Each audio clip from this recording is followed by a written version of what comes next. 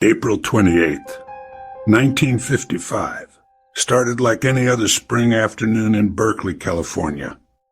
The sun filtered through the eucalyptus trees as students poured out of Willard Junior High School at 3:15 p.m.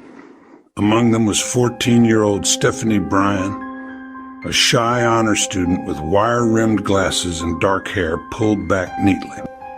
She carried her school books in a satchel and planned to walk the familiar route home through the quiet residential streets.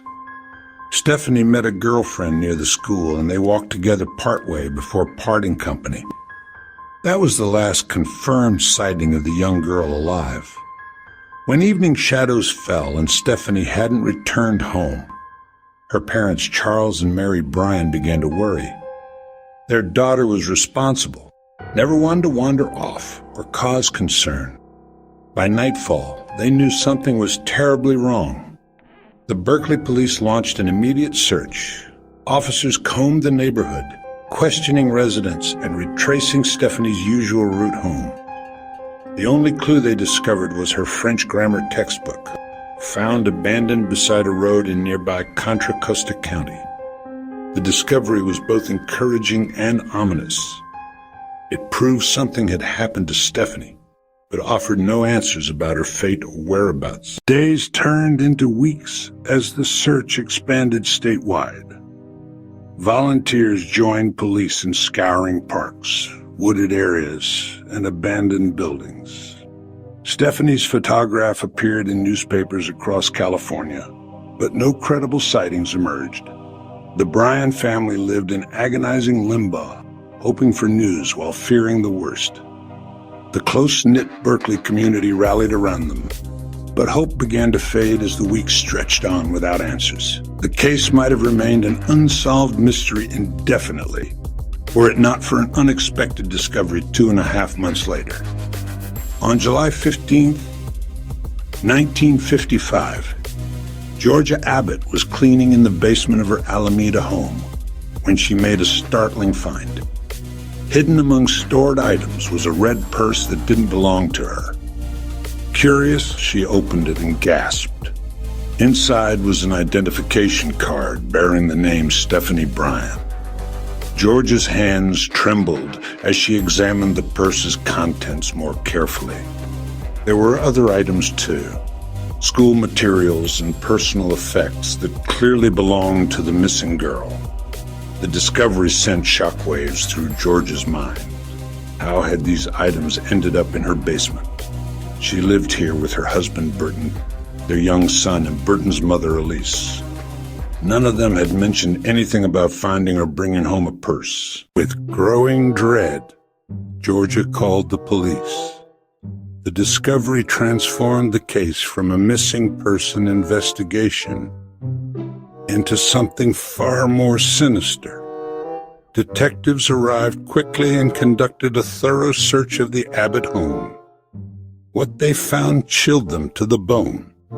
Not just the purse, but additional items belonging to Stephanie, her glasses, school books, and most disturbing of all, her brassiere, all carefully hidden in the basement. Burton Abbott, 27 years old and studying accounting at UC Berkeley, initially appeared as shocked as his wife by the discovery. He claimed complete ignorance about how the items had gotten into their basement. The timing seemed particularly suspicious to investigators. The basement had served as a polling station in May, which Abbott suggested could explain how someone else might have planted the evidence. But his explanation seemed weak in the face of such damning physical evidence. The investigation now focused intensely on Burton Abbott. Police learned he owned a car matching descriptions given by witnesses who had seen a vehicle in the area where Stephanie's textbook was found. The circumstantial evidence was mounting, but investigators still lacked the most crucial piece of the puzzle: Stephanie's body. That question was answered 5 days after the basement discovery. On July 20th, 1955, police, following up on information related to the Abbott family, led a search party to a remote area near the Abbott family's cabin in Trinity County, deep in the Northern California wilderness.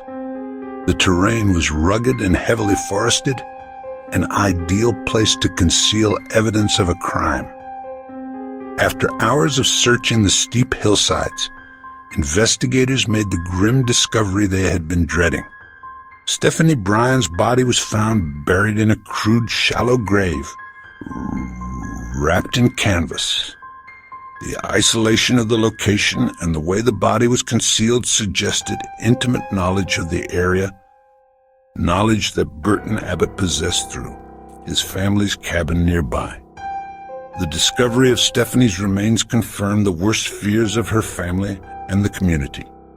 The shy honor student had not simply run away or gotten lost.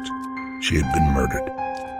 The condition of the body and evidence at the scene indicated she had also been sexually assaulted before her death. The innocent afternoon walk home from school had become a nightmare of unimaginable horror. Burton Abbott was immediately arrested and charged with rape and murder. From the moment of his arrest, he vehemently proclaimed his innocence, calling the entire case against him a monstrous frame-up. His defense would later argue that the evidence had been planted by the real killer, who somehow had access to the Abbott basement and knew about their family cabin in Trinity County. The arrest sent shockwaves through the Bay Area community. Abbott seemed an unlikely killer, a married man with a young child, studying to improve his career prospects.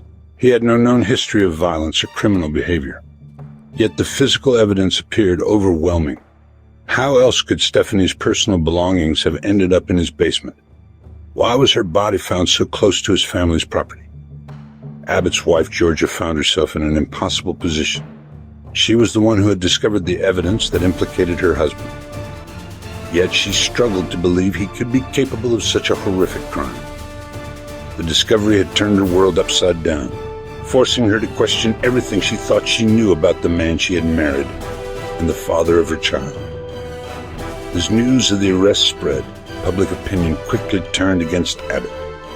The murder of an innocent young girl struck at the heart of every parent's worst fears. The fact that Stephanie had been walking home from school in broad daylight made the crime seem even more shocking and senseless.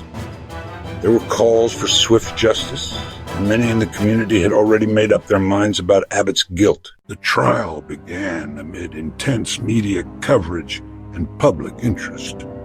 Prosecutors painted a picture of a predator who had spotted Stephanie walking alone and seized an opportunity to commit an unspeakable act.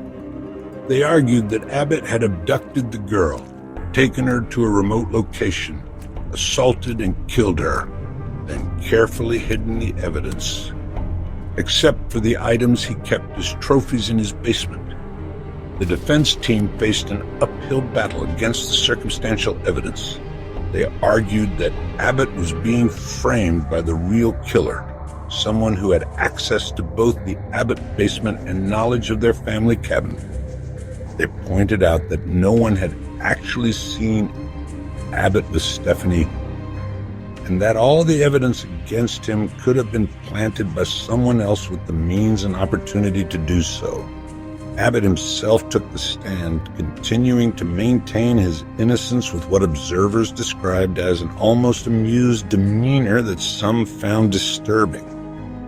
He stuck to his story that he knew nothing about how Stephanie's belongings ended up in his basement, suggesting that the dozens of people who had access to the polling station could have planted them there. After 7 days of deliberation, the jury returned with their verdict, guilty on all charges. The evidence, while circumstantial, had proven convincing enough to seal Abbott's fate. He was sentenced to death in California's gas chamber, with the execution scheduled for San Quentin State Prison. Abbott's appeals process stretched on for over a year, during which he remained on death row maintaining his innocence. His lawyers argued that the case was built entirely on circumstantial evidence and that reasonable doubt existed about his guilt. However, the appeals courts upheld both the conviction and the death sentence. On March 15th, 1957, nearly 2 years after Stephanie Bryan's murder, Burton Abbott was led to the gas chamber at San Quentin. Even in his final moments, he continued to protest his innocence. In a dramatic twist that would later fuel conspiracy theories, the execution was stayed twice. Once for an hour while last-minute appeals were considered, and then briefly again. But ultimately the sentence was carried out. Abbott's execution marked the end of one of California's most notorious criminal cases of the 1950s. But questions lingered. Had justice been served? Or had an innocent man been executed based on circumstantial evidence? The case highlighted the challenges of the era's forensic capabilities and investigative techniques, which were primitive compared to modern standards.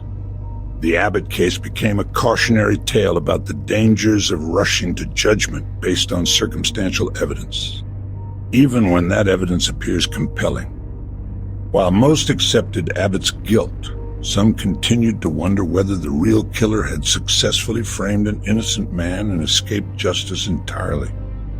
For the Bryan family, Abbott's execution brought a sense of closure, but could never truly heal the wounds left by Stephanie's senseless murder.